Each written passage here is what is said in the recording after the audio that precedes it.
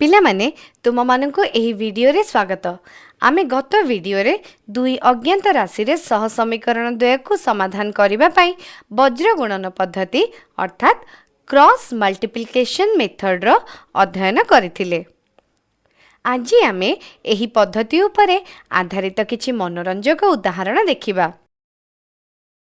गोटे भिन्न जार अंशरे एक जोग तथा हररु एक वियोग करने द्वारा ताहा एक बाई दुई हो जाउछि।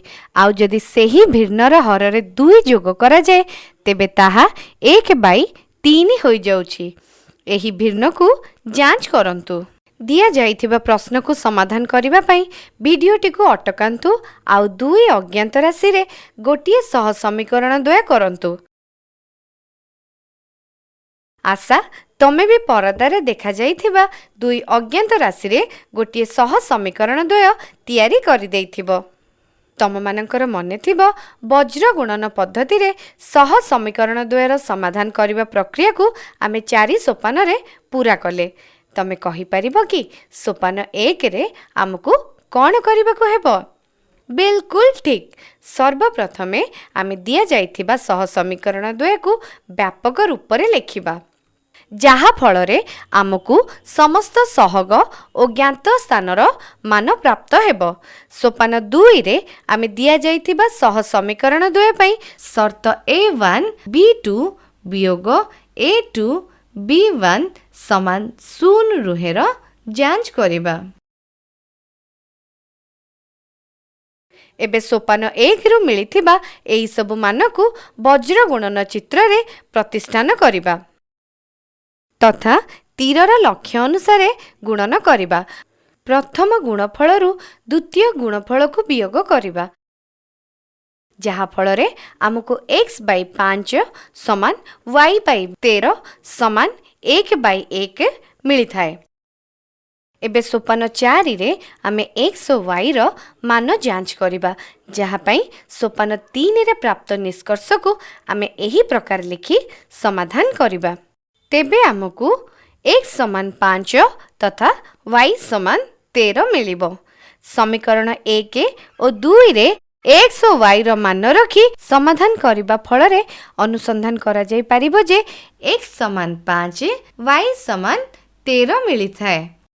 अतएव एही भिन्न 5 बाई 13 हेबो। आसो एबे आउ गोटिए उदाहरण देखिबा।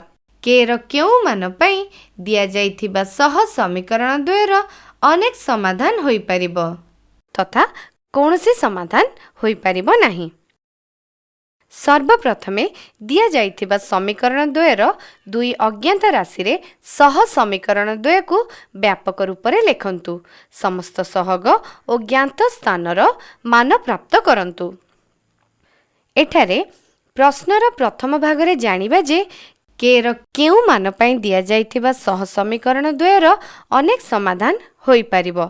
तमर मने थिबो जे कोनोसी सह समीकरण द्वयर अनेक समाधान होई परिबो जदि a1 बाई a2 समान b1 बाई b2 समान c1 बाई c2 हेबो।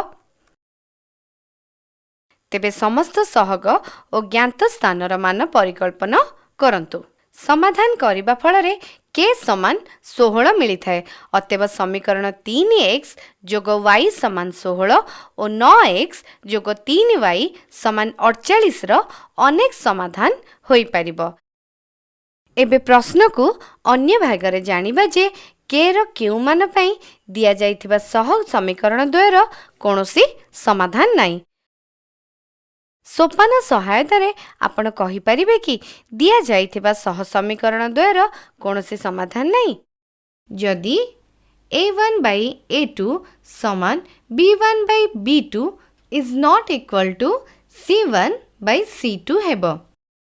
समस्त सहग और ज्ञात स्थानर मान प्रतिकल्पना कर। समाधान करिबा फलरे के समान 16 नुहे मिली थाए। अतएव 16 को अतिरिक्त के रो समस्त मान पई दिया जाइथिबा समीकरण द्वयर कोनोसी समाधान होई परिबो नाही। ଏହି ଭିଡ଼ିଓରେ ଆମେ ଦୁଇ ଅଜ୍ଞାତ ରାଶିରେ ଗୋଟିଏ ସହ ସମୀକରଣ ଦ୍ୱୟକୁ ସମାଧାନ କରିବା ପାଇଁ ବଜ୍ର ଗୁଣନ ପଦ୍ଧତି ଉପରେ ଆଧାରିତ କିଛି ଉଦାହରଣ ଦେଖିଲେ। ଆଗାମୀ ଭିଡ଼ିଓରେ ଆମେ ଦେଖିବା ଯେ ଏହି ପ୍ରକାର ପ୍ରଶ୍ନର ସମାଧାନ କରିବା ସମୟରେ ସାଧାରଣତଃ କି ପ୍ରକାର ଭୁଲ ହୋଇପାରେ।